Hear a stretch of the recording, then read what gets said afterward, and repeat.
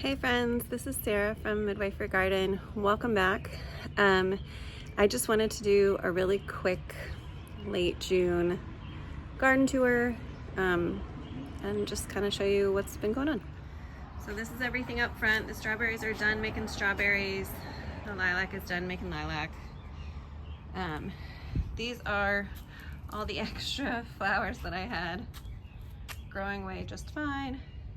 We have gotten a bunch of swallowtail caterpillars on all of the literally dill weed that has been growing. So we are letting it grow and feed them. Rosemary, lavender. The sweet potatoes are doing okay. They actually really liked the warm weather that we just had. So the only problem we've had is that these ones over here near the edge, the bunnies got to. So you can see there's a couple little leaves on each of them that are recovering, but that's why they're covered, is actually to keep the bunnies off. But this is mostly just herbs. There's some oregano and some thyme hanging out in there with all that dill, so hopefully I'll get that dill out first to feed the caterpillars. But just kind of a hot mess up front, which it always is. And then in the back, the peach tree is so happy, friends. We will fertilize it again after we take the peaches off, but you're not supposed to fertilize while they're growing, I guess. This is the nectarine tree, and again, plenty of nectarines on there. They seem to be doing okay so far, and just peaches everywhere, guys. I'm so happy. I did thin it, I swear. I only left, I don't know, maybe a quarter of what was on there, if that. Maybe less, probably less. Lots of volunteer poppies coming up. The spinach came out of here. Most of the kohlrabi have been eaten by something, mice, voles, not sure, which has been a bummer. So we just planted more carrots along here. We have a few brassicas trying to see if they can do anything. The pepper plants look amazing. They're putting on tons of flowers. So we should start getting peppers pretty soon here. They're just hiding in here among these brassicas. The celeriac looks amazing. The celery looks great. And this little empty patch here, we just replanted some beets. This is more self-sown dill, but we have found lots and lots of caterpillars on it. So again, kind of letting it go. There's beets hiding under there. So again, this is dill I'd rather get out and feed somebody with if I could. Cabbages are still hanging in there and starting to head up. So those might be the only brassicas that do particularly well this season. These are, what are they called? Cauliflower, and they're doing okay, so I just kind of let them keep going. They haven't gone to seed yet, so I doubt that they'll make much of anything, just because it has been super hot now. But and then this patch has been reseeded with carrot seeds, so sort of a lot of turnover. This is all the carrots that were around the brassicas. This was planted with soybeans, only of which 3 or 4 germinated. Really poor germination on that. So we do have some more on the way. We may replant that. These are green beans. They clearly look super happy. And again, just some more volunteer poppies from last year. They seem very happy. This is the garlic bed. It's probably got another week or 2 before it comes out. So normally we wait until at least 3 or 4 of these are completely dead, and this is 1, 2, 3. So yeah, I took the scapes off there a week or 2 ago. Typically we let them get 3 or 4 weeks beyond that. We had put in a row of carrots here earlier in the year. They're doing great. And the cucumbers, which is what's gonna take over this bed once this garlic comes out, are really starting to perk up.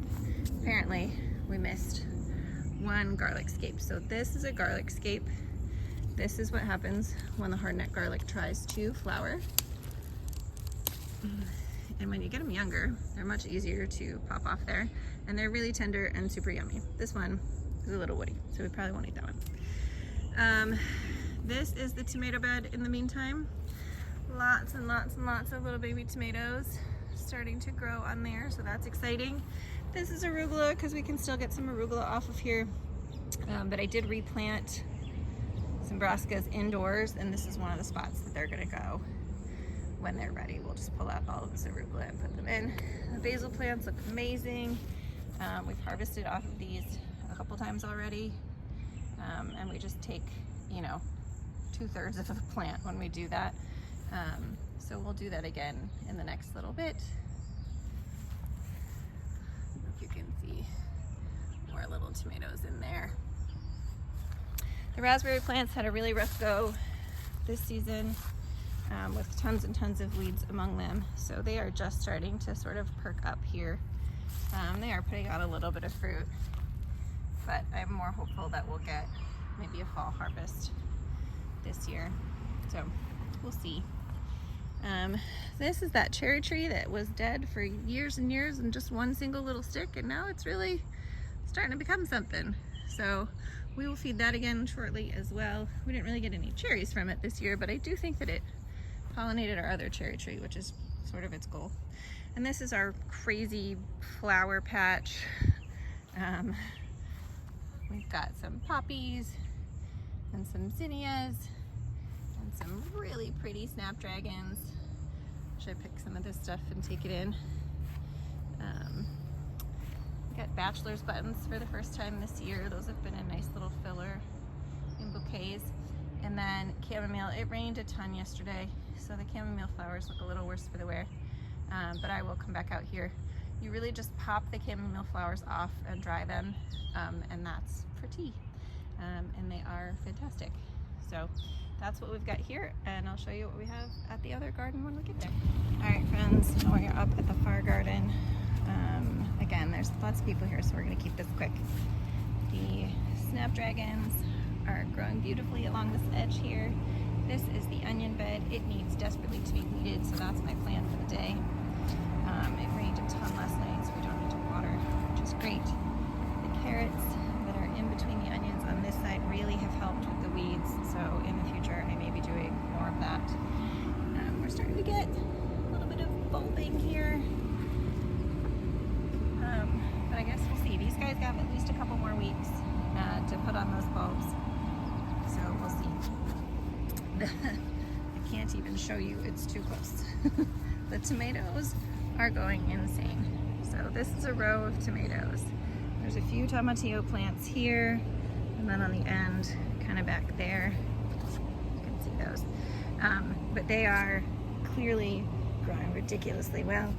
All I really wanted out of this year was edamame and broccoli, and all I'm gonna get out of this year is tomatoes and peppers, which is fine.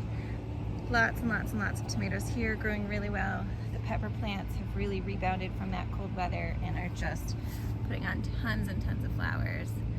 Just super happy. This is another row of peppers. There's a few eggplants back there. They're doing great. We did plant some marigolds and calendulas here, and they have just sort of taken over everything, but it's fine because the peppers are still hanging in there. It's just amazing. All right, and then the back patch is just squash and potatoes.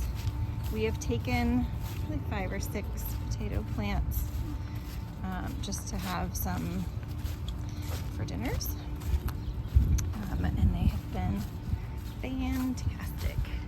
So the potatoes also probably only have another couple weeks. They're starting to die back on the bottoms in some places. They had flowers on them probably 2 weeks ago now.